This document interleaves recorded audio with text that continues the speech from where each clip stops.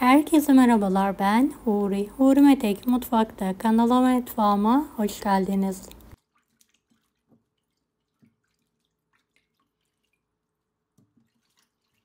Bugün sizlerle her yıl bu yöntemle pişirdiğim buzlu yaprak sarması tarifi hazırlıyorum. Evet, tarifimi hiç bekletmeden hemen başlıyorum. Buzluktan çıkardığım buzlu yaprak sarmam var.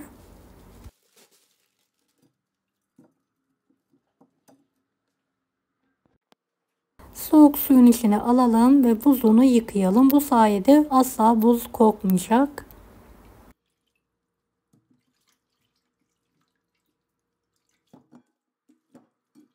Dilerseniz musluk altında da yıkayabilirsiniz.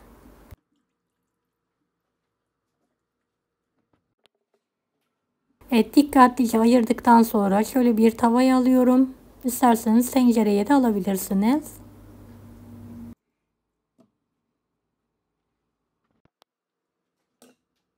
Üzerine bir adet limonu şöyle ince ince diliyorum.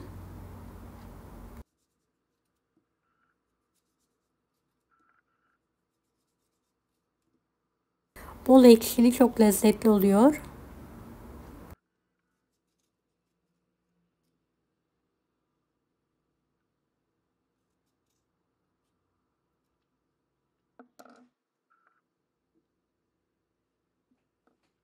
Şöyle bir tatlı kaşığına yakın tuz serpelim.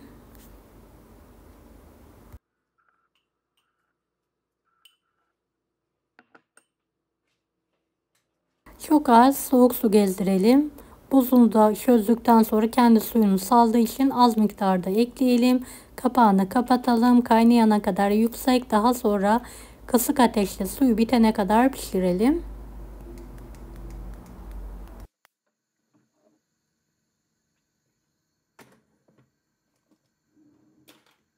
Evet, pişirmeye bıraktım. Kaynamaya başladı. Kısıyorum. Şöyle kontrol ediyorum. Dolmalarım pişmiş. Fazla suyunu da döktüm. Üzerine bolca zeytinyağı gezdiriyorum. Ve kapağını tekrardan kapatarak 2-3 dakika zeytinyağıyla birlikte pişirelim.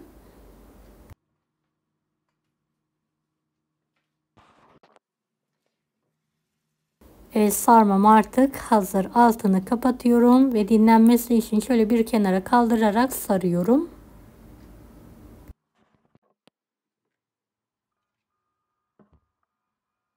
Şöyle sizlere yakından göstermek istiyorum. Çok lezzetli oldu. Sanki yeni sarılmış gibi, mis gibi. Asla buzluk kokusu olmuyor. Pirinçler de kırılmıyor. Mutlaka deneyin. Herkese şimdiden kolay gelsin.